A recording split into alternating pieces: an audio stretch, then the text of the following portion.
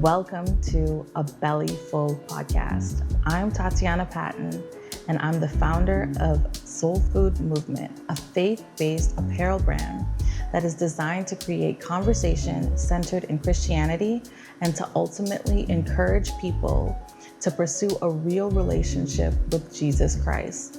And this podcast is a platform to do just that. Some of the best conversation is found in the kitchen or over a plate of delicious food. So join us as we discuss life, lessons, relationships, and everything in between on this journey as a believer and follower of Jesus Christ. So come on in and get you a belly full. Welcome back to another episode of A Belly Full podcast. We are still here, still rolling. This is episode 3 out of 6, so we're halfway there now. Welcome. Today we have a special guest. His name is Travis Miller. He is a startup enthusiast, I would say, community builder. And also a web developer and designer, or just designer? You could throw both in there, yeah. That works. Web developer, designer. Anything else you want to throw in there, Travis? That's it. I think you covered it. I think that's pretty much it, yeah. So Travis and I have known each other for a long time. He's a very long one time. Of the one of the first people I met when I moved back to the Bahamas. So he was, I don't know if they had just started or if it had been around for a while, the Shift the Culture group, to which we went to, or me and my roommate at the time would go to the meetups. That's what it was, meetups at Starbucks. So Travis has seen me before Christ and after Christ, BC and AD. But yeah, we also used to work together, very briefly, but for a time.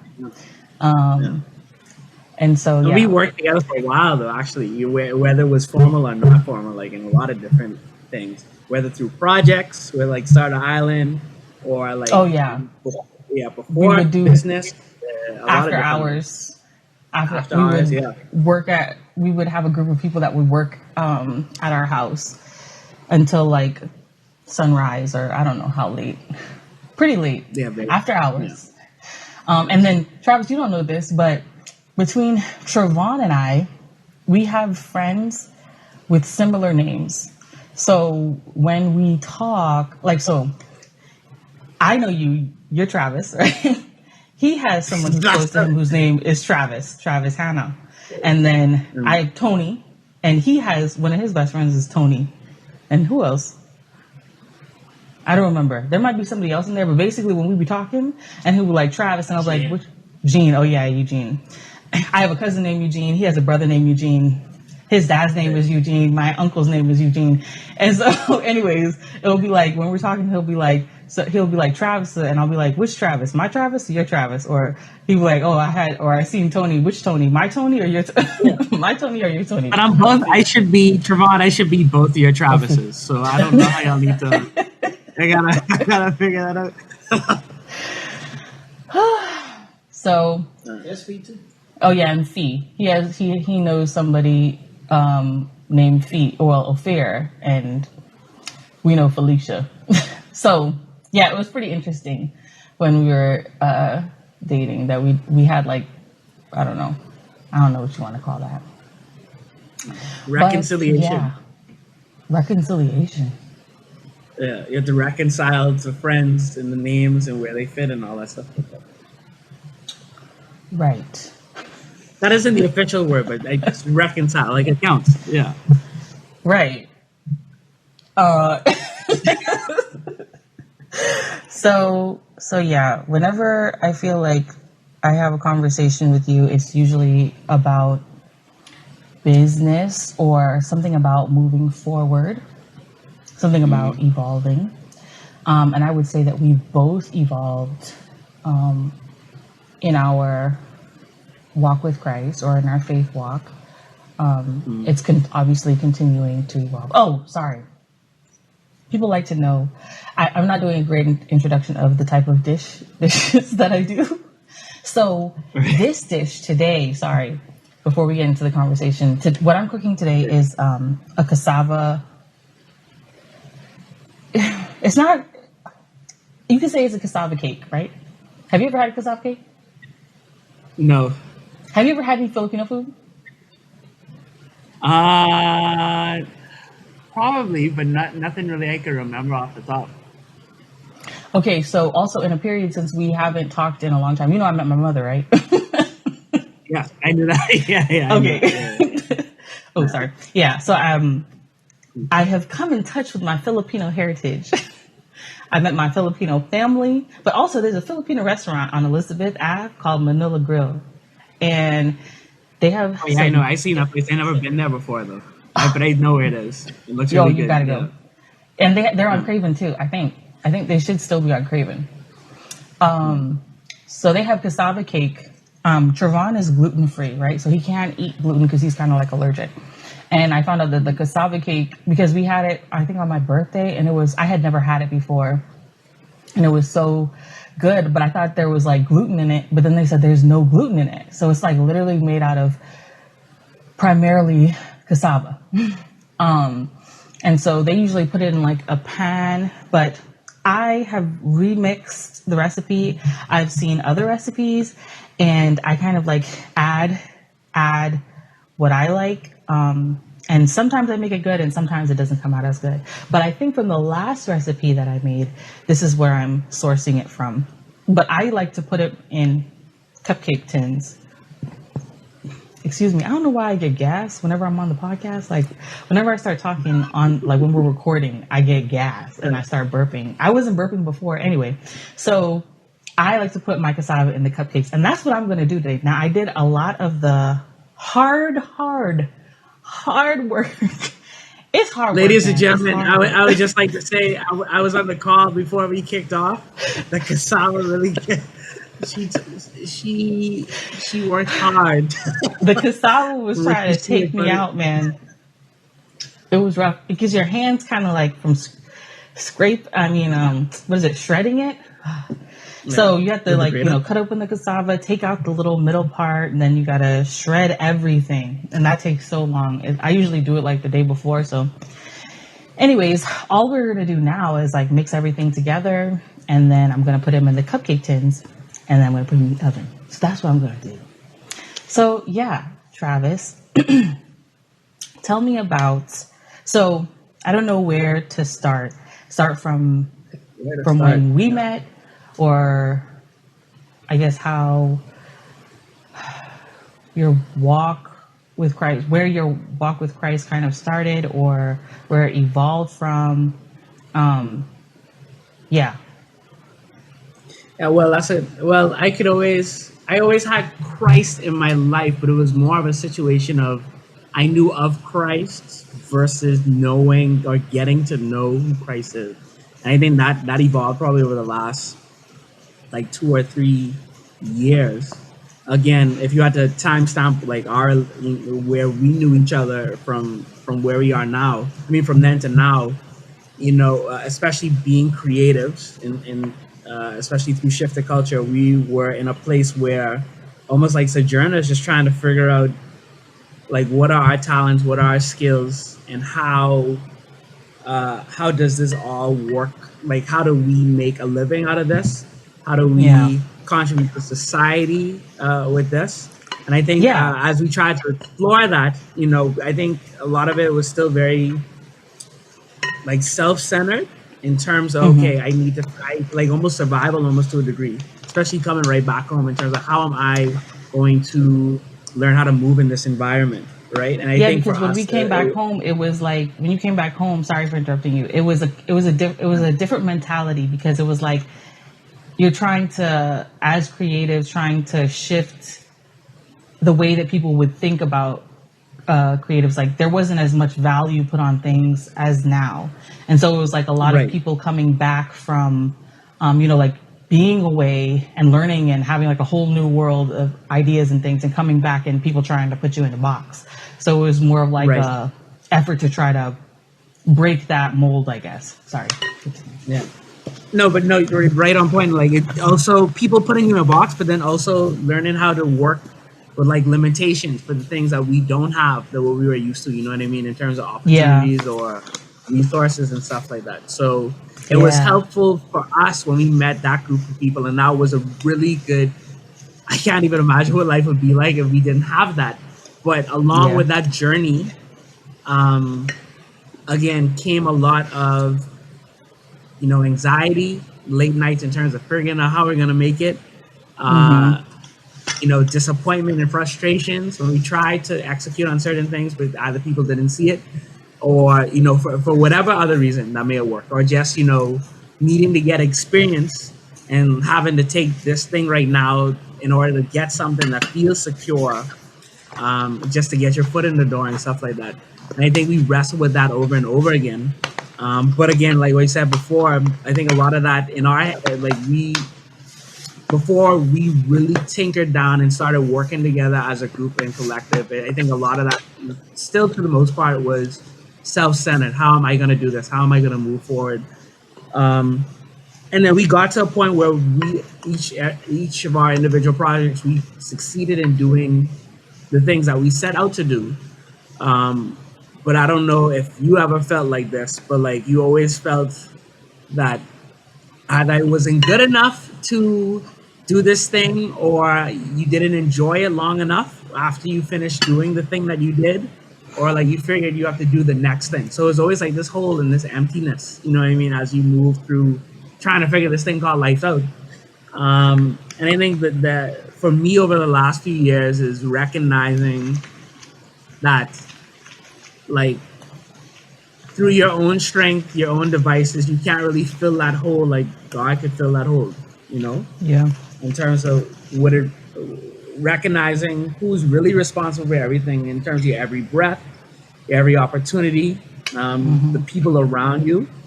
And again, you have some level of awareness that, you know, if you know of God, you know of a source, but you get to a point where you learn to intimately know who this person is in terms of everything. Like, he is protecting you, he's guiding you, he's giving you wisdom, he's giving you opportunity to do these things. And then over time, you just become more and more grateful and more appreciative of the fact of the opportunity, which is this life that you have to live and to do these things and to be creative and do all that stuff like that. So I think that's where I'm at right now. I think that's how the walk has evolved for me. What do you think sparked that? So a big catalyst for me was the pandemic, like we talked about before. Like, again, if I had to time it before the pandemic, a lot of great things were happening, a lot of good opportunities, a lot of things on the table, but it was also a period of burnout. It was a period of just being tired and frustrated, things never stopping and like never ceasing, never having the time to breathe. I think that also what was idolized was like at that period of time, at the period in life prior to, like, it was like the grind, right? Like, it's like we're always grinding, always always grinding, always working, you know, do what you love. I was listening to a podcast and they were talking about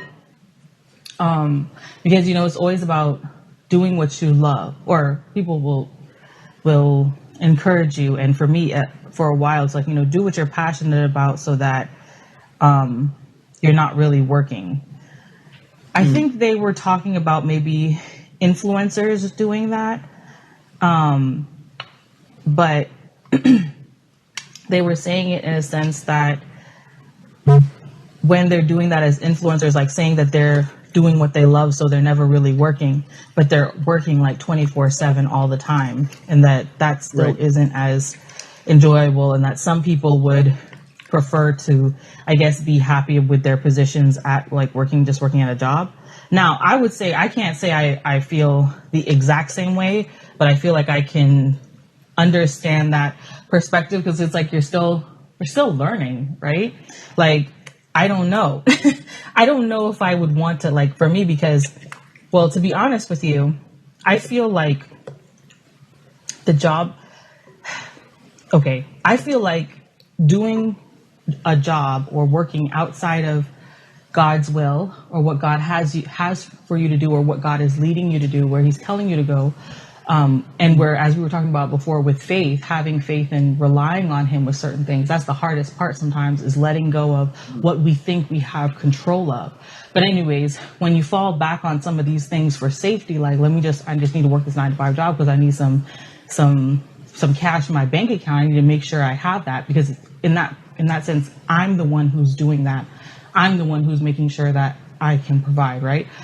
But if God is leading me to do something else, or push for me to do something else that might be completely opposite or outside of my comfort zone, whereas his provision would be perfect in a sense.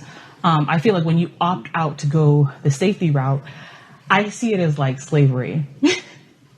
Like, I see it as like bondage or slavery, because then you give up, basically, when you do that. Like, so for instance, I had at one point in time, I had the opportunity to get a job, right? So I was kind of like, at this point, I'm trying to think if I had Nazir. I felt like I was seeing a bunch of people like go out and have brunch and do all these things, right? The biggest thing was brunch, because, food. Like, they were able to go out and eat, and that's what I want to do. Yeah.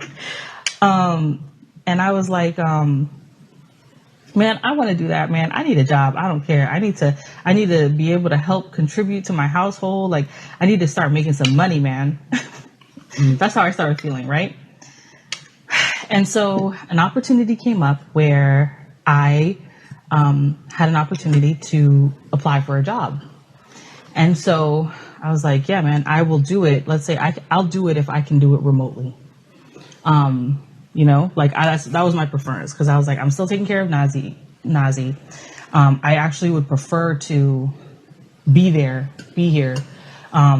while he's, growing up, and during this time, because I feel like it's so sensitive. And then I'm still even thinking about, homeschooling and stuff like that, because I don't know if I trust the system. But anyways, so I was like, I'll do it if I can do it remotely. That would be perfect. I could get a job. I can, So the money that they were asking for, it's not like it was bad. But then they said that they couldn't really do too much remote. Like, then it would be like, could I spend half the day there, or if I could spend half the day there, and then would I be open to that idea? And then I kind of was like compromising, like, okay, well, I mean, I guess I can.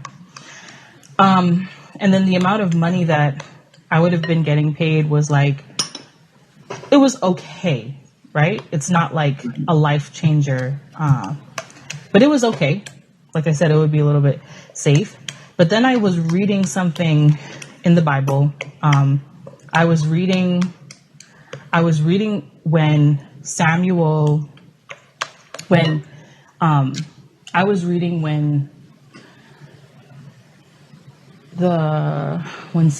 had, okay, so when the people came to Samuel and they told him that they wanted a king, that's when that's when God appointed Saul.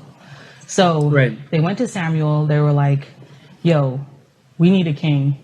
Your sons aren't fit. And you about to die. I don't know if they said that part, but they were like, we need a king. And Samuel was like, what? You don't need, for as long as it was, they had judges, but God basically was their king. And he was like, he went to God, and God was like, don't worry, they're not rejecting you. They're rejecting me. Because they were literally saying, everybody else has a king. Like, so we need one too. And so in this instance where I had said that I want a job, after I read this story, I felt like extremely convicted, because I was like, whoa, like, is because then God was like, tell them. God was like, okay, tell them if they want a king, they're going to have this, and this. They're going to have to do this. They can't do these things or whatever anymore. Then because they're going to have that king as the lead. They're going to be subject to him. And they were like, no, we want a king. Yeah, we want a king after Samuel read them all. And so then God gave them Saul, basically. And so in this thing back to the job that I was going to get, or that I was applying for, I started feeling like, once I started like thinking of the time, right? Because I'm thinking of the time with my son, I feel like is very precious. But I'm thinking of the time, and I'm like, okay, now it's going to be back on this Monday through Friday, maybe Monday through Saturday, like pulling all day working. Even if I worked there half day and came back home, I would still be working from home. That means, and then at night, basically, I would only have a little bit of time with Nazi, like only a couple of hours. Then he would go to sleep. I would have to go to sleep early because then I have to wake up early again to go to work, to be there early. And I would be doing this for like 5 to 6, at least 5, days out of the week. And it was like, basically my time wouldn't be my own anymore. Like my time went, and then it was like, God has been providing for me this whole time. Like God has been providing for me without a job, and he's provided in so many different ways. He's provided for my son. He's provided for our family. Trevon and I are a testament to that. Like he's been doing that. And so I saw it as, it was almost like, to me, it was almost like a spit in God's face. And it brought me back to this story that I feel like I had just read at that time. I was like, oh my gosh, am I doing this? I was like, Lord, right. am I doing this? Because I'm literally saying everybody else has money, and when I looked at the reasons why I wanted to do this is because I wanted to go to brunch. yeah. So it's a lot to unpack. It's a lot to unpack. So I think the most important thing to keep in mind, right, is that what do you make? What are you making your idol at any given point of a decision, right? So like, right. To backtrack, like not having a 9 to 5 isn't bad. I mean, and different people go through, different people go through different seasons, right? It might be a season where you have to do that, given the fact that you either have to take care of a kid, or you have to take care of like an aging parent, or whatever that is, right? But I think it becomes an issue when you look at a life like that and say, "Oh, I want those things because those things will give me security, or will give me make me look good, or whatever that may is." So when you start to make other things your God, I believe that's where you get into issues, right?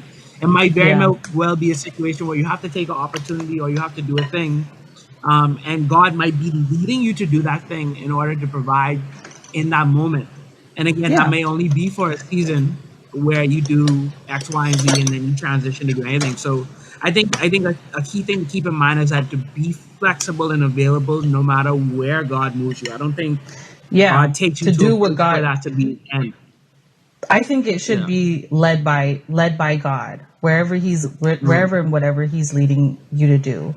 So like with that situation, I was like, Lord, oh my gosh, is this what I'm doing? And if it is, please forgive me, because like I'm not trying to treat you this way. I'm not trying to, I appreciate everything that you have done for me. And I was like, if that's the case, I don't want it. I don't want it. I don't want it. I don't want it. I trust you. If that's what I'm doing, I repent. I'm sorry, but I don't want it. And and I think get the job. Cool thing about and that. I was kind of, and that, and I think that's the cool thing about like having the Holy Spirit with you in order to bring that conviction to you. Because in normal circumstances, again, if you just look at just wanting to feel like you're secure and to feel like this thing, whether it might be a job or the money that brings in gives you security, when really the only thing gives you security is God, right?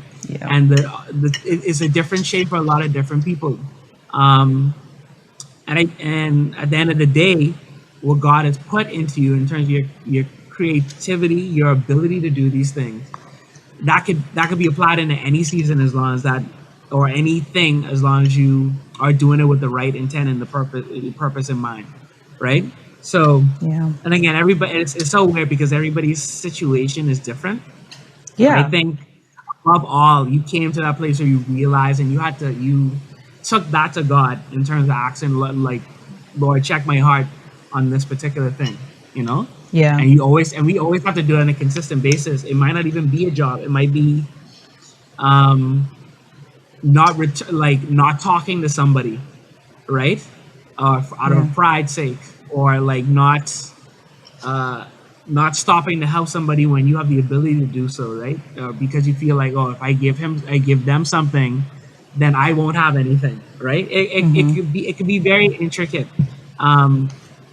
but it guess comes down to a place of recognizing that, like, God provides, and He does provide, and He always comes through. It may not come through on your timing, it may not come through the way you like it, but that's what faithfulness is, and that's what moving through those situations, or in those choices, and those circumstances and opportunities are, you know.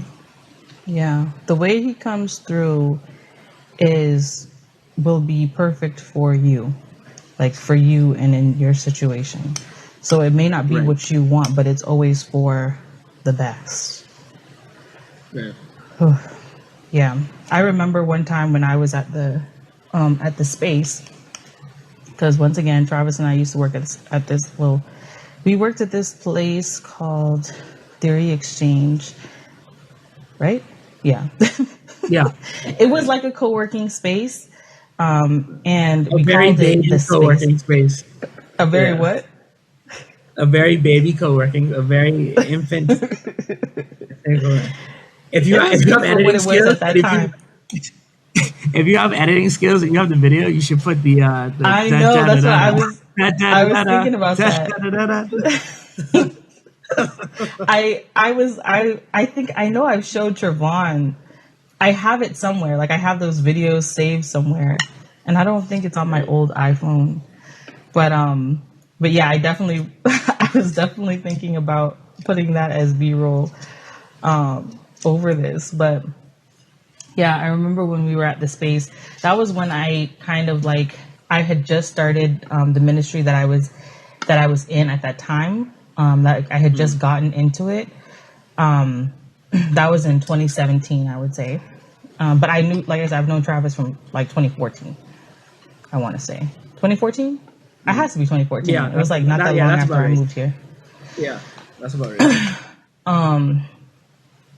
And I was like, I think I was on I went on a fast, and I went on a fast, I think, and then I had given all my money for something, whatever I was led to do. And I remember being like, I don't think I was on the fast at this point, but I remember like the thing was that what had happened was there were just so many things that happened that was like literally God had just provided for me. Like I remember I was like, man, because you remember McDonald's was right there. And I was like really hungry and I didn't have any money, and I was like, and remember we had those McDonald's cards, those that Earl gave. Those McDonald's. I don't think I had any of those at that point, but I remember being like, man, I could get some change out of my car and possibly get some fries, you know? 100%. Listen, we all had. And so, but then I was like, Lord, your servant is hungry. I am hungry. I had given all of my money to whatever I feel like He had told me to do. I was in this gung ho period where I was like, Lord, everything, you know? And, and so I remember this guy called me. I don't know if I had done some work for him or if I did something. Maybe, I don't remember. I don't know if I had done work for him or I was doing work. I don't remember exactly what. But, he had called me and we were supposed to meet up, and he was like, but I need you to drop me at this place, right? I need you to drop me at this place before we were supposed to do some kind of exchange. And I was like, oh, here you go again. About to have me doing something extra. Like, I ain't trying to do all that. But then I felt something be like, no, you never know. This could be your blessing. You don't know. So I dropped him to go pick up his car. And then he was like, oh, let's go get some lunch. I'll pay for your lunch for taking me to go pick up my car. And I was like, okay. And then we went to like Sheffy's. He got like I got a whole dinner. And then I had and the thing with me was, this is why I was like, I don't know why I'll forever be the most excited about this part. He got me a dessert. And I love dessert. I love sweets. So I was like, dessert, Lord? You gave me dessert? I was like, here I was about to go fish and get some change out of my car to get some fries. And you gave me a whole dinner, a meal. I was able to take some home, and I got dessert. You know how much I love dessert. So that situation happened where it was like, I guess, an instance where God provided, but I could have missed that if I hadn't been open to where he was pushing me to go, you know? But he provided for me. And I feel like it's taking it out of your hands. Because like I said, you feel like you can, like I said, I was going to try to go get some fries. That's how I was going to feed myself. But trusting in God, because I feel like I did what you told me to do, you know? I did what you told me to do. I'm down for the process, but I'm hungry. And like I said, it wasn't that long after that guy had called me, and it wasn't that long after he called me and said, hey, I need you to pick me up or do this or whatever. And that was one of my testimonies from the States. It's a vibe. Yeah. But and it's so crazy to on a lot of different levels in terms of, one, we all had our own individual battles, right? In terms of those things. And like, I think I firmly believe that entrepreneurship, like, is a faith walk. 100%, because like you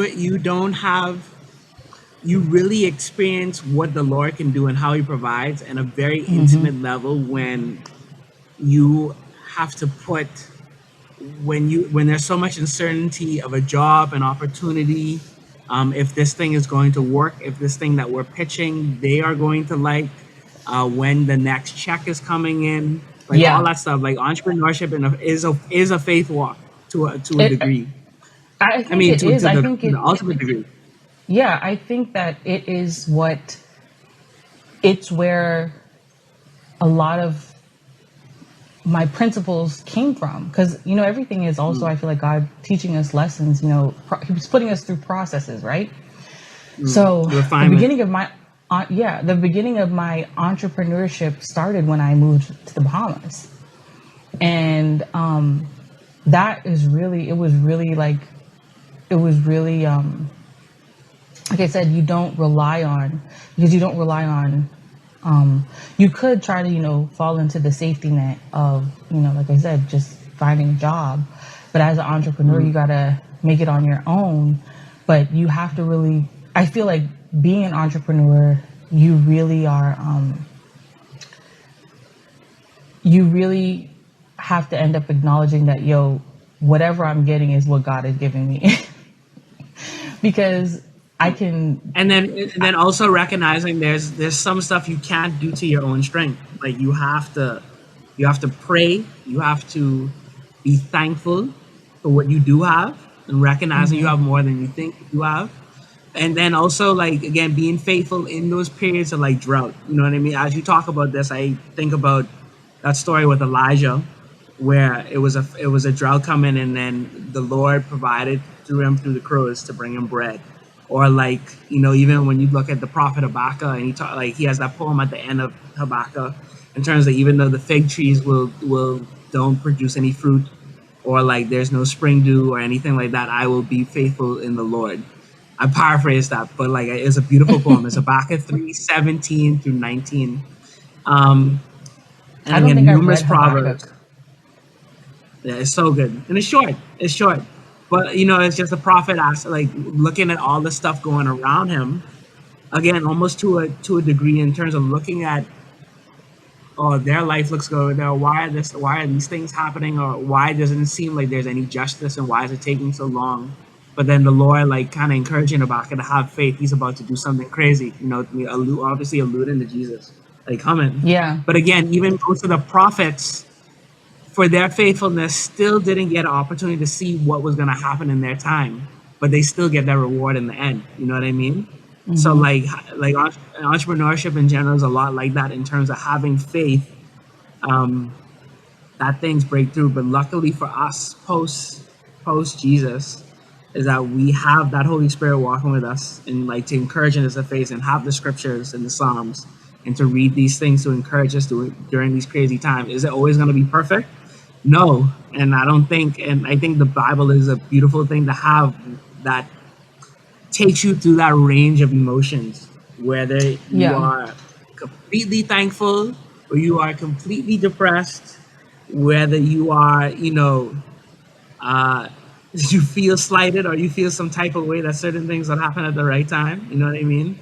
But all of those you move through faith, and then God has provided every now and again. Just like what you say too, is that you go get lunch, you get dessert, but then on top of that, you still have the change in your car that you didn't have to fish for. So when you get fries again next time, it's those little things like that, you know? Yeah. They, the whole premise of like soul food, right? So is based off of, you know, so for me, I'm doing a Bible study, or I'm going to do a Bible study. That's not really exactly a Bible study. It's more of just like a Bible exploration, where it's just like opening up, reading the Bible, and I guess seeing how what kind of revelations you get. Not as a theologian, but to me, I see different things happening like all the time. So as in like when Jesus said, when he was being tempted in the desert, and he said, you know, that, you know, Satan, I think, told him to make bread out of the rocks or something like that. And he was like, man shall not live by bread alone, but by every word that comes from the mouth of God. And so I hadn't known. This is where this whole soul food came from, right? Is I didn't know that in Deuteronomy that is what God had said to the Israelites when he provided them manna, because God, you know, he provided them manna.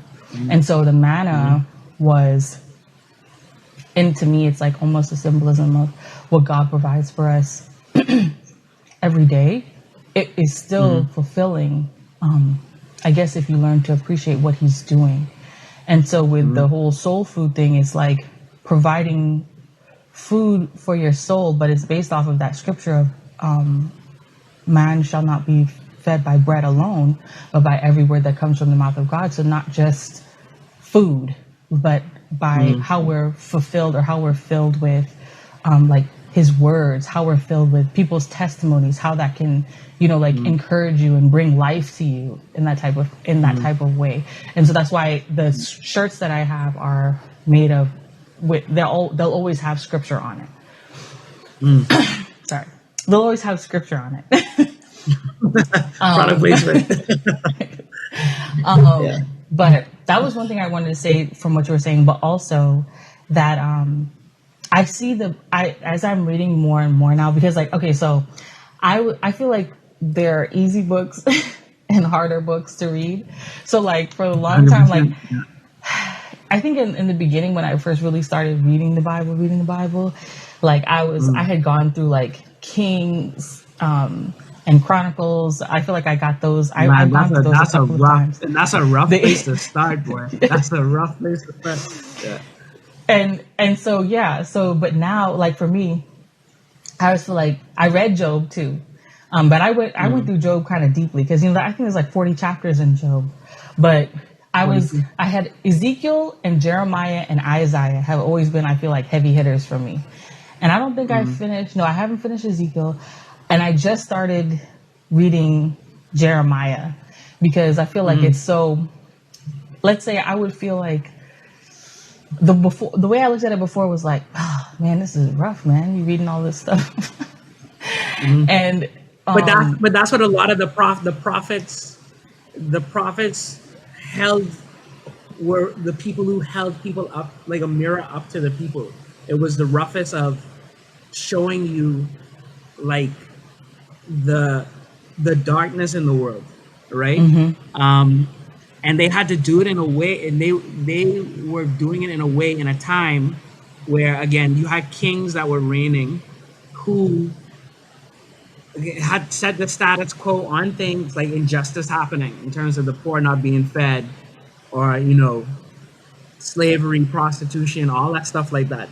In a time where, especially as generations and generations kind of moved through that, like people forgot, or people got desensitized to the fact that this was a thing, like this, like almost similar to what you would look like today in terms of, I was gonna say like now, like now, which is why when you read those, it still hits as heavy because you recognize not a lot of things have changed, right? Yeah, and especially with Jeremiah. Oh my god, because they call Jeremiah the weeping prophet, because you have Jeremiah and then you go straight to Lamentations after the fact that they ended up getting taken over. It was a rough time. It was a rough period for the prophets, for sure. I think what has helped me to start reading Jeremiah is Trevon and I watch like Christian movies on Friday nights, and we watch a couple of movies on Jeremiah. So it's like I feel like maybe it opened up my understanding, let's say, and then I also started feeling like, I mean, we're here. I don't know how much more time we have left, so I might as well read what was happening or what God is saying. And so as I started reading it, and then we had watched something on Jeremiah, and then we had watched something on Hosea. And so, have you read Hosea? Yeah. So basically, I haven't read that yet. I haven't read it fully, but I know what it's about. That's one thing I want to read on my Bible crawl. Continue. Go ahead. What it was almost he was one of the prophets that he was a demonstrative prophet in terms of the Lord told him to marry a prostitute. It basically show how God felt through Israel's unfaithfulness. Right. But again, when you read that, the depth of, again, when you look at adultery, infidelity as not only, like things that happen that people do, but how it affects relationships and how it ultimately breaks God's heart in terms of our people's unfaithfulness to the Lord, and then moving with Him. And again, going back to it's so much thing. It's basically going back to the fact that, like, to use some of the examples that we went through. The Lord is cool, but I need this 6-figure salary. You know what I mean? And that almost to a degree breaks His heart in terms of going to the fact that, okay, why can't you? Why isn't the fact that you don't think that I could provide? That's how I interpret it. That's how I interpret how I would see the Lord looking at situations like that. And then when you have a whole generation doing that, again, going back to what was like what Jeremiah, Hosea, all the prophets were seeing and dealing with, while you have a divided Israel, Judah, and Jerusalem fighting over these civil wars and just ripping people apart because this one was faithful to this country or this generation or whatever. And it's just doing that for years and years and years. And it was being caught in that cycle until you got to the point where we realized that these people aren't going to do it for themselves. So the Lord had to send a savior, which is Jesus. Yes. And I was going to say that like I've said this in other podcasts or other episodes, I guess it's just something that I'll continually repeat. that I feel like God wants real relationships with us, and that maybe sometimes people don't know how to really pursue a real relationship because of what they've seen other people do, or what people may put out as this is what is a relationship with God. Whereas I feel like God's relationship, what he wants his relationship with you to be, is something unique and intimate, catered to you, like catered to what you like. So I think I said this in the, like, you know, I just started doing things that I like, and when I read the Bible, you know, like spending time with him and acknowledging him, wanting him as much as I want these other things, as much as I want to go on social media, or, you know, I feel like when we choose that, when we choose those other things opposed to like spending time, like when you think about it, when you have a significant other, they want to spend time with you, and they don't just want to spend time with you in the room. They want to spend intimate time with you, like quality QT time. And I feel like a lot of times we, or I maybe have, I don't like this angle. This is a good angle, though. It's quality. I almost thought it was on PBS for a second. I'm not comfortable with my face yet, man, because my face, I feel like it's so big. Anyways. No. QT time. QT time. I feel like sorry, Trevon. I feel like I've spent a lot of time with God in the room, but not really spending quality time. Like, you know, God, what you want to talk about? Like, what do you want me to know? Like, what's going on? You know, just spending time trying to figure out how he's speaking to me, because I think he speaks to everybody, or he, you know, with everybody differently. But as I read the Bible, like with I was telling Trevon this the other day, or I was like just saying, like, he realized, like, so with Jeremiah and with Hosea, like God told him to do somewhat opposite things and still use it as an illustration of how he felt about Israel. Because with Jeremiah, he told Jeremiah not to get married, because he's like, don't even associate, because this nation is an adulterous nation. And so as I'm reading the Bible, I'm feeling like this is all a love story. Like, it's all a love story of That's it. How much God loves us. Like, everything that we've done and everything that he stays consistent with what he wants from us, you know? And as much as we've turned and as much as we've done everything else, sorry, I was thinking about something that Trevon had said the other day, but I'm not going to bring it up right now. Anyway, so as much as we've wanted other things, as much as we've gone after other things, as much as we don't acknowledge him, because even like literally, so this is going to sound funny. So when I like started really going on my faith walk, and I came to the realization one night, and I cried when I came to this realization, was I was like, yo, you know, I believe in God, but I wasn't chasing after him in any kind of way. I just believed he was there. You know, I had a different idea on spirituality and all this other stuff. But I was like, but you were always there for me. Like, you were always there. Like, I had remember like nights I went out to the club, and I remember stuff was going down in the club. Like, I remember one time, I remember one time I went to go, smoke weed when I came to visit. Like, I came to visit here, and I went with one of my friends, and because I was just like, man, podcast. I used to smoke weed a lot. So, hey, podcast. Just to let you know, just FYI, where Tatiana came from, Tatiana used to smoke weed a lot.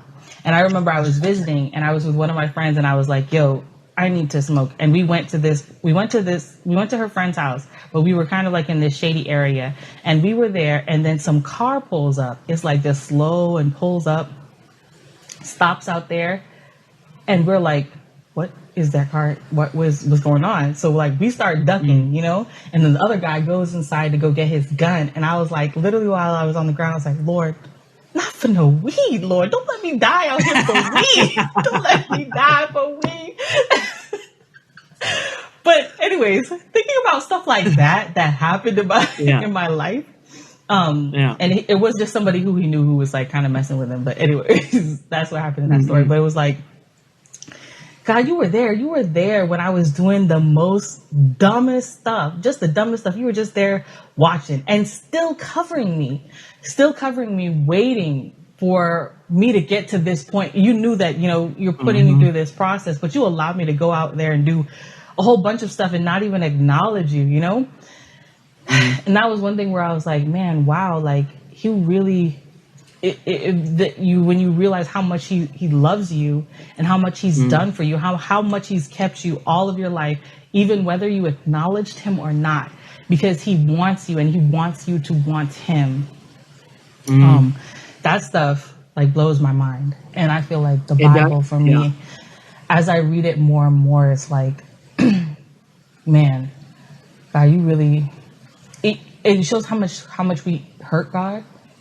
Like even like I said, when I was thinking about that job, because I was like, man, God, am I hurting you? Like, if I hurt you, you know, I'm sorry, because I would never want to hurt you. Because, you know, you think about it, like, let's say if you're a father providing for your child, you know, you're giving your child the best life that you can. And then they're like, man, I want this toy. Everybody got this toy, Daddy. I want this toy. I'm going to go out and get this. Yeah. That sums up the biggest part of the Bible. That is history. That's essentially history of the Bible. But I vibe with you too. And I had a lot of those nights in terms of, and again, and you probably would have done it a different way. Like I say, for me, it's been journaling. For you, you had a lot of video, archival, almost to a degree, where you could look visually of where you've been, especially from the vlogs and everything that you've done. And to look, at least at bare minimum, look at who you were back then versus where you are now. And I've had that similar experience, and I think that's the value in terms of reading and understanding the grand story that is the Bible, and for us and where we are right now and how we're still a part of that story, where you recognize that God has been chasing us down for millennia to get to a point where we recognize like what that love really means, and then that it breaks your heart. Like I always go back, the psalm I go to frequently, especially when you get to that point where you like recognize how grateful you are for that relationship with God, is Psalm 51. It's the same psalm. Oh, is it create me a clean heart, oh God? Oh, I got a shirt for that, Travis. I need to get you that shirt. That's the shirt. But you didn't see it? But again, like, and it is a line. I see the shirt, yeah. But it's a line again, like the you would not delight in sacrifices, or I will give it.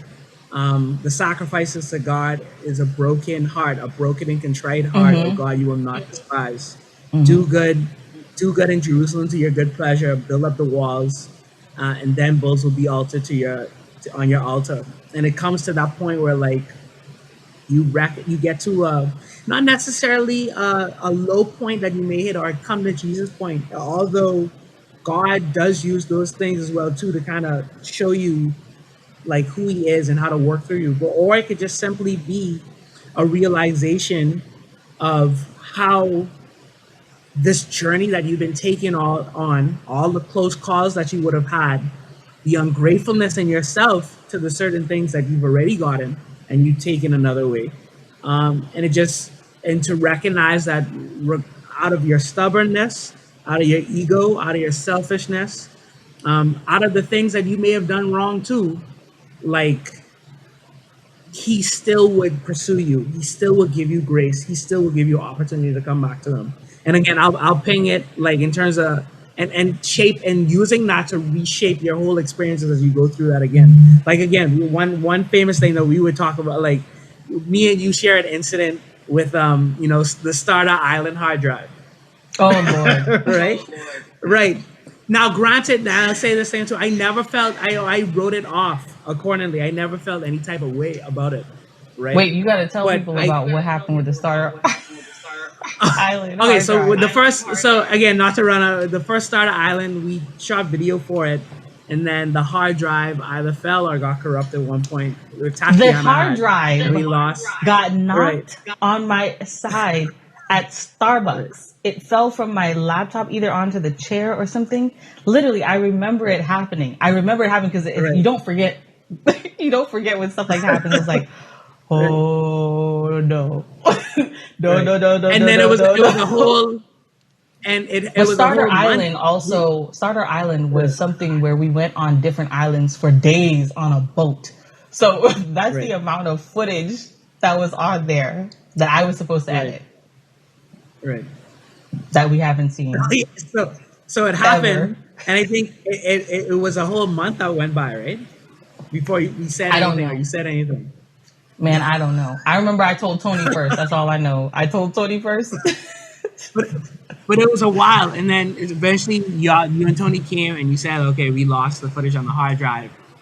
Taken aback for a little bit, but then at the same token, what could you have done, right? And I will also stamp it to say that even when we made that decision to just write it off, like, okay, it happened or whatever, God was like, I didn't put the lens of God in that situation. But then looking back on it, I look at a situation like that again and be like, that's what grace is, right? Mm-hmm. That's what God does for us in terms of, a lesser person would be frustrated, angry, oh, you've ruined X, Y, and Z. But then God allows grace to, kind of write that off. It's not a big deal. Or even to a bigger degree, it's like way more opportunities have happened since that. Like, or who knows where that could have taken us if we didn't have God in our lives like we did right now versus the lack of it when we had back then. As a whole next situation. And you can think about those scenarios as well too. Like if we didn't have God we have right now and we had an opportunity where, let's say NBC or whatever, like took up Starter Island like that and we had a bunch of money, we could have taken a whole different road. But I remember using my glasses on Starter Island. Is that what grace is for Travis? Did I have grace for J. Chris, who still owes me a pair of glasses that you never bought me? It may not have been nice grace, but it was still grace.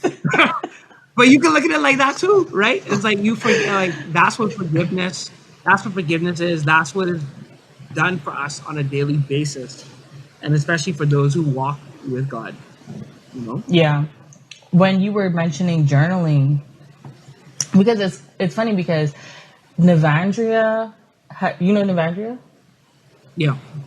She had mentioned journaling in her testimony video, and she talks about journaling as that's what helped her, come back to Christ. And then I journaled too, because like as being an only child, I was telling Trevon about this the other day. Being an only child, I used to write, and essentially I was writing to God, but it would just be like I don't have anybody to talk to, so I would just write, write about my day, whatever. And I would tend to end up writing when I was upset, but I had come across, I was thinking like, because, I have these different books. Like I have a book for when I want to pray. Like I have a book of prayers that I write down. I have a book of dreams that I have. When I have dreams, I write them down. Well, if I remember to. And then I had a book for like when I'm reading the Bible, if I make notes on certain things. And I was like, man, I need another journal because, I haven't had a journal in a minute. And I popped open an old journal. Like there was a journal sitting on my drawer or dresser, which I remembered buying that journal. And I hadn't fully filled it up yet. Like it's probably like 3/4 of the way done. And I'm like, this could work. And so, because I started writing in it, I start reading like the stuff that's in there. And that's stuff from like, I want to say like 2013. And the crazy part is, so like I'm reading, and like as you said, you read and you look at where you came from with the mindset. It's like, man, crazy, man. So I had read something. I had read something where it was like 2015, and I said, this is like, I got rebaptized in 2015, and I guess I came to a point where I was like, you know what? this is probably like around the beginning. Yeah, this is around the beginning of when I started going on my faith walk or taking the steps towards it. And I was like, I'm just gonna, I'm coming to the point where I'm understanding I'm not in control of anything, and I'm just gonna let go and let God. And that was the end of that statement. Let go, for our wedding, Trevon and I's wedding. The song that I walked down the aisle to was "Let Go and Let God" by PJ Morton, and I had just found out about that song. Very good song. Yeah, and did you hear when he was playing it on the piano? Yeah, like he not on the piano, like in this kind of like not say album release. It was a visual album where he had JoJo and everybody in there. It's like a room with a bunch of yeah. So even with that, right? When I heard that song, I had heard that song that year, I think, or maybe like 2019, maybe, and I was like, man, I love this song. It was before he did that, and I was like, man, I love this song because this is really like, I feel like this resonates with me because this is what I'm doing. This is what got me here to this point. And I was like, man, I wish he could sing, like, I could find a nice kind of like acoustic type of vibe for it, right? Then not that long, I feel like before the wedding, that got released. And I was like, OMG, I'm walking down the aisle to this. But the thing is that back then in 2015, that was the beginning of my journey. And that's where I said, I'm going to let go and let God, before I had any understanding of, or even had ever even heard that song. And then to think that "Let Go and Let God" is the song that I walked down the aisle to, I was like, whoa, that is insane. Yeah, like, wow. Yeah, that's my testimony. Amongst many testimonies. But yeah, so I don't know No, go ahead. So I don't know if I have an opportunity to ask you this. So where do you see your walk taking you now? Whether that might be, like where do you see to, how deeper? Well, I mean, it depends. It could be I guess the question I'm asking is, like, where do you want to? What places and stops do you want to explore with your walk moving forward now? Like with your family, with your kid, like what depths do you want to explore with God, like in the next couple of years? Excuse me.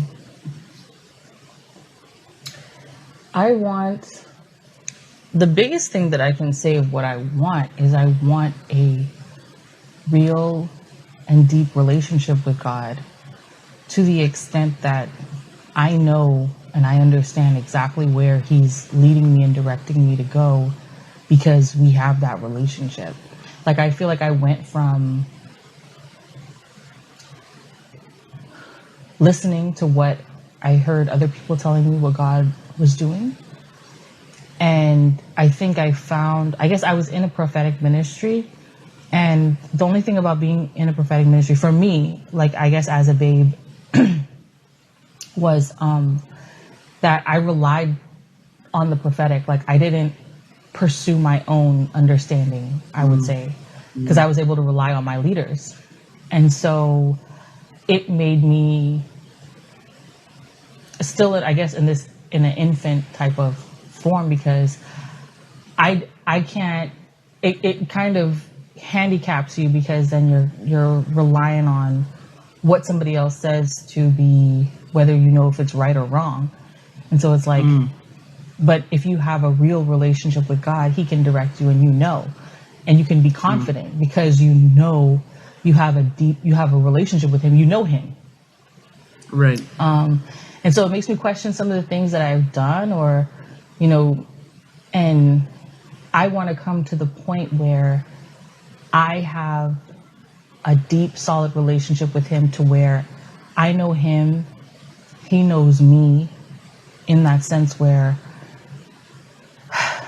it's rough. I mean, it's hard to say, because I feel like being with God takes obedience, to listening to what He wants you to do, which sometimes is hard when you have your own,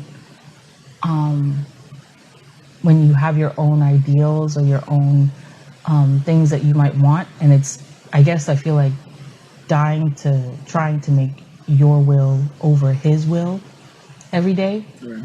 And I feel like I'm slowly getting closer to that. But in the end, I want him to be able to say, you know, well done, good and faithful servant. Amen. I want to have that relationship. I want that to be reflected in my life, in my marriage, in my children.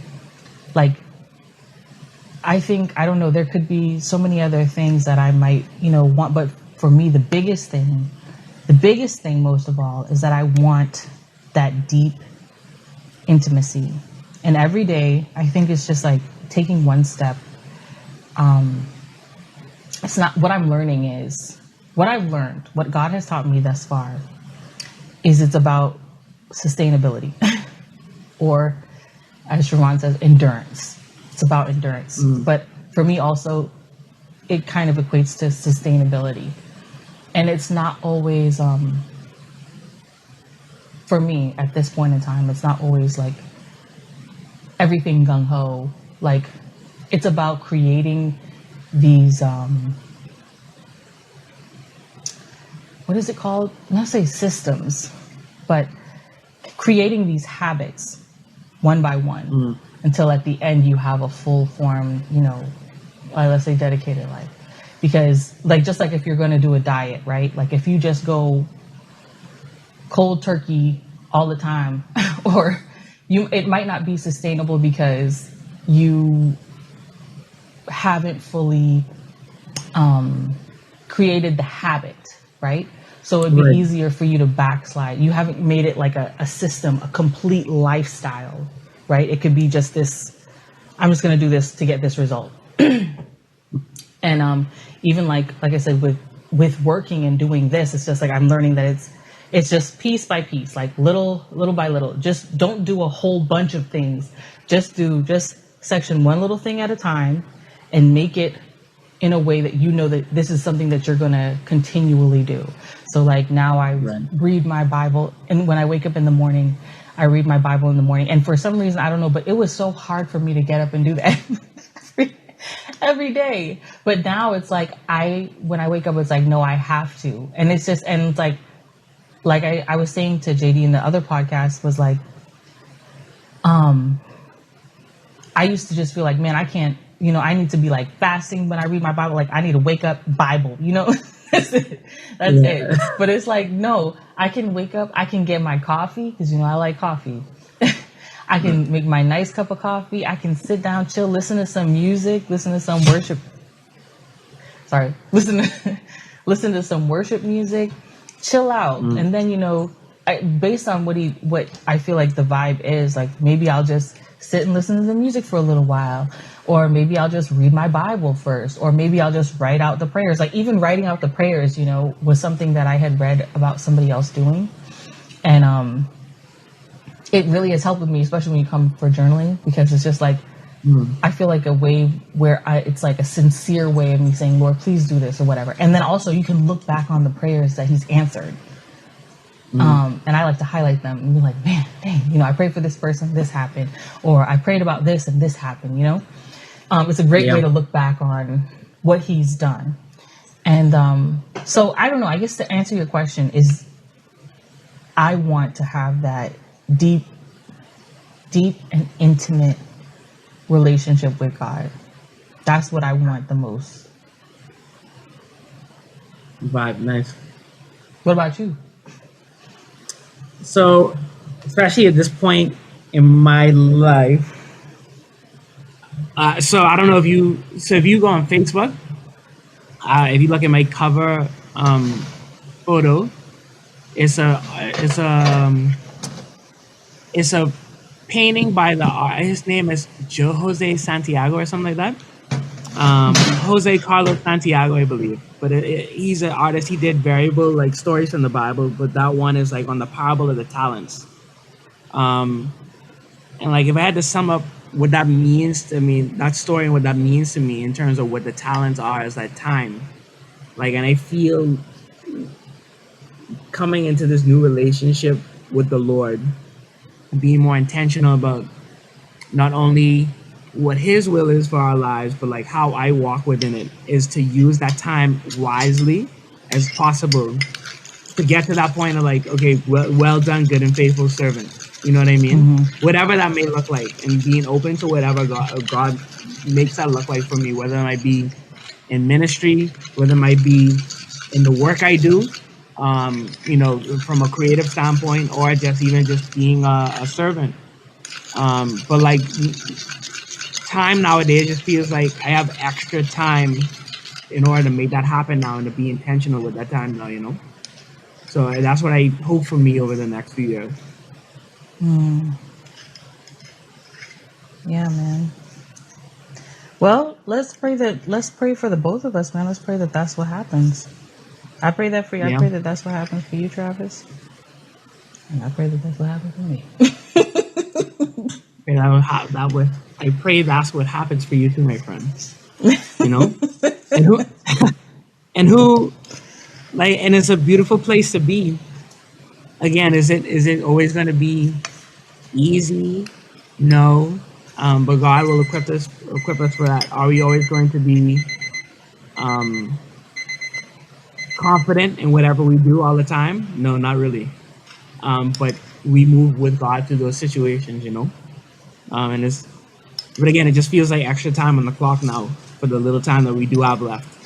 As another psalm would say, we have 70 years, 80 by reason, just making the best use of that time, And again, our ministry might look different in terms of somebody could open up this podcast and get something from this message, and that could be ministry in that regard. Mm-hmm. Some people could learn that it's difficult to make cassava cakes, so they don't go that route. Whatever that may be, it's just being grateful for the opportunity to at least like let people. And again, it's not us doing the heavy lifting; it's the Word doing the heavy lifting. It's the Lord doing the heavy lifting. And at the end of the day, the greatest thing that we could do is point people in that direction. Yeah. And to keep on keeping on. Yep. Keep on keeping on. Yeah. Thanks for having me on the show. This kind of sucks though. Now that I realize is that you make this amazing dish, but then the guests can't eat it. I know. Everything. So we have to log off to go to bed. No food. Yeah, that I'm just gonna put it in the so what I did there was sorry, my friend told me that I didn't say what was in the ingredients and stuff, but basically when I mixed the cassava cake, I'm just gonna blast it in the oven really quick.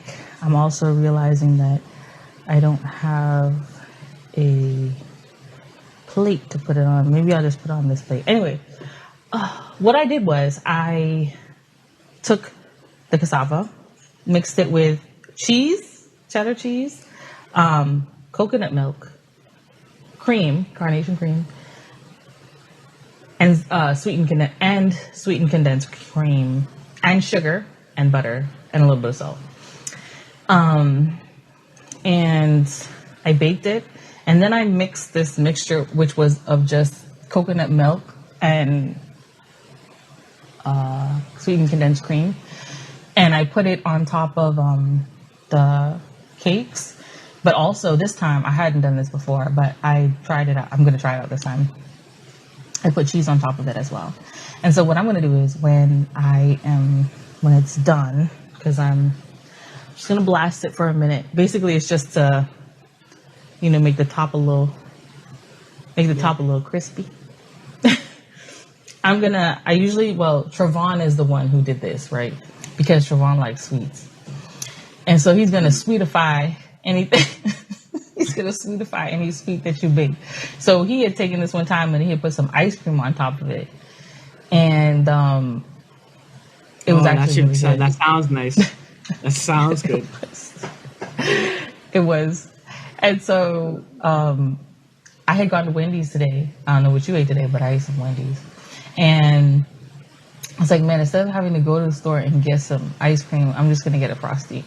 a vanilla frosty. So you have that on deck. Crazy. Yes. I'm gonna put that with it. Once it's complete. But I think that it should be, I'm just gonna wait another minute. Matter of fact, what I should do is I should just get this frosty ready. Feel free to banter. I was told that I shouldn't turn around, so I'm kind of like trying to maneuver right now. Huh? So tell me more about. I guess you could start name dropping and product dropping. Store movement, the shirts. Wait, my bad. You should talk about your stuff that you got going on. Well, I don't really have any new projects going on. I don't have any. I mean, it's just still work with web development and stuff like that primarily. You know, we had the co-working space, but with the pandemic, we ended up not doing the space anymore. Another space, adventure co-working. Oh, yeah. Really? Yeah. Oh, you didn't know that? No, I'm out of the loop on everything. I don't know if you know that.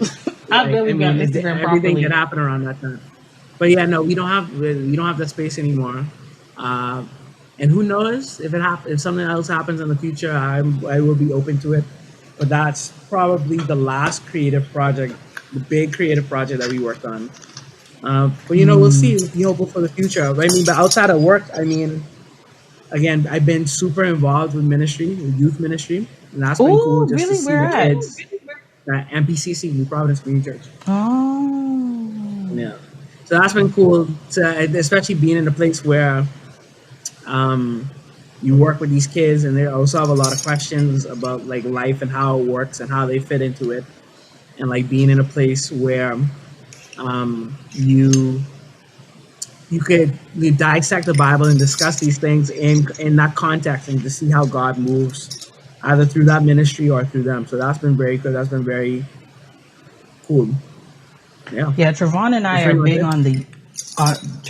big on the youths. Yeah. They need it, man. I mean, it's so like the generation that we're in right now is so wild in terms of so much information that they're exposed to. Yeah, it is. Let me tell you. Man. Let me tell you. Like there's some kids that because Trevon was doing ministry with look at it's melting now. Anyways, maybe that'll be the thing. So because it's a frosty, not an ice cream. Right. Maybe I just gotta take a stick and swoosh it around a little bit. Right. But yeah, we've been working with some kids who are like the first set they were in high school. They were like a part of a church that Trevon was doing some work for. And right. The kids ended up, these two twins, they ended up like really loving the film or shooting, doing video production. And so we've kind of been like there helping them. Well, we were helping them along on the process. They were able to get into New York Film Academy, like, because they were like graduating the year that we met them. And so they ended up going into New York Film Academy, and that's where they're at now, man. They got a full ride. And so we talk with them. We try to keep tabs on them, find out what they're doing, how they're doing. And then Trevon has another youth who she's still in high school, but she's like a very talented writer. And yeah, we talk to them like, well, yeah, we talk to them daily, I would say. And yeah, it's a different world out there, man. It's a different world for those kids. And then it's like talking about how we had dial up, when we were growing up. Like, man, we were the last generation accessible. Where we had. Yeah, we still between digital and analog, where like this generation of youth is coming fully immersed in digital, and then now you have a situation where they're going to live on the internet now with this whole metaverse thing happening. Gosh, yeah. So that's going to be very interesting, you know. Yeah, like the Matrix. But even more reason why like the word is such a bedrock thing that you have to come to. But then again, the challenge is in us, our generation, is to make that accessible, like to them, and that's where the challenge lies. Yeah, this isn't working out the way I wanted it to. Don't worry, I'm figuring it out.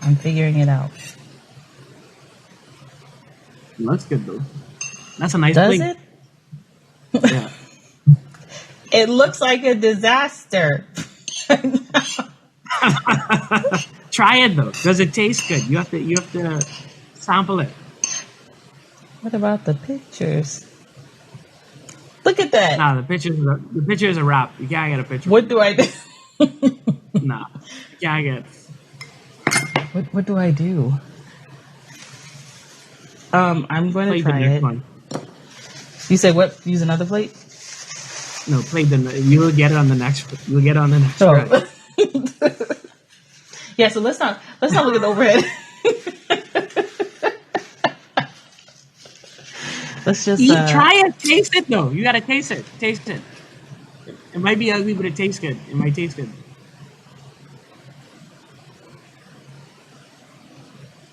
It's like a never. I mean, well, not never ending, but I just never know how it's gonna go. I haven't found my for sure recipe. But this one looks good. Try it. All right, go.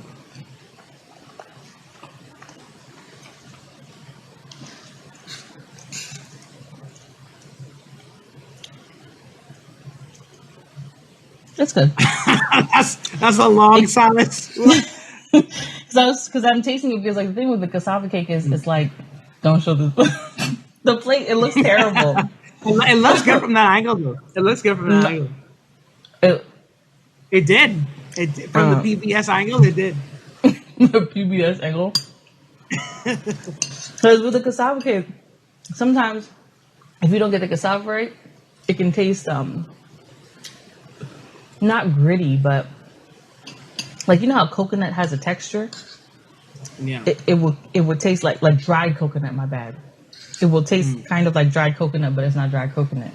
But this one is my thing is trying to get the cassava soft, so that it tastes soft, and it tastes soft. It's just like maybe I could have put more sugar, but it's okay.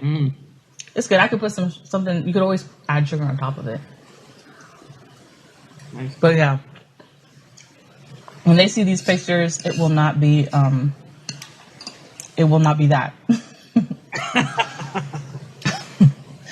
But yeah, so I guess this will be the end of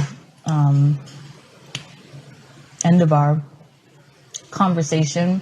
Travis, do you want to say where people can find you?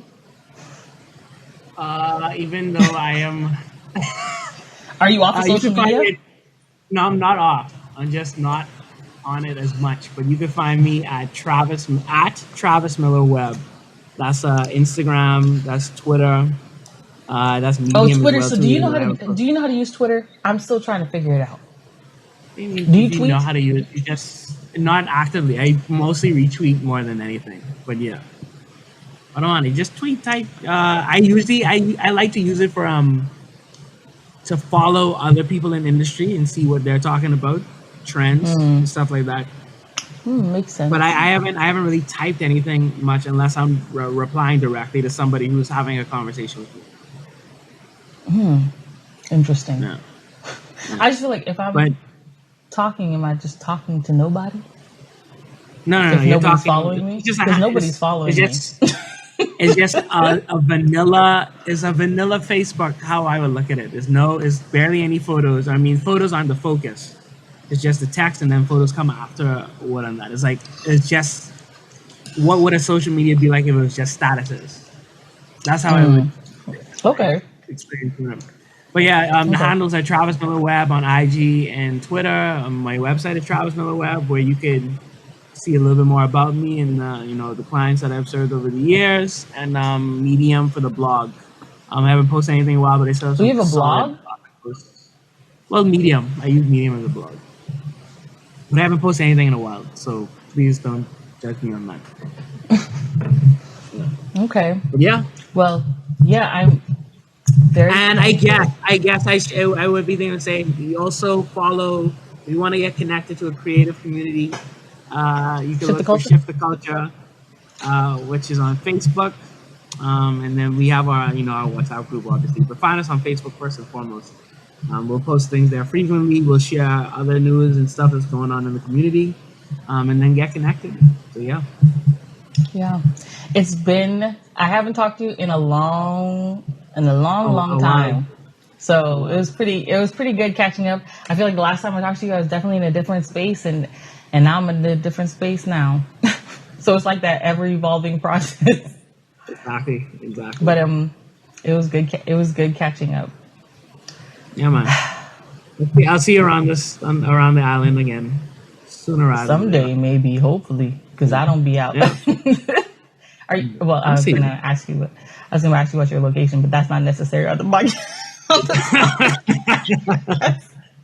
Yeah, you could find me. My NIB number is. Yeah. But no, man, thank you for having me. Thank you for creating a platform like this. In turn, you've always. I gotta give you. Using this time wisely, giving you the flowers when I could. You've always been creative. You've always been trying to push to express yourself in a way that is true to you, or to show others how you view the world. And you've always done that for years.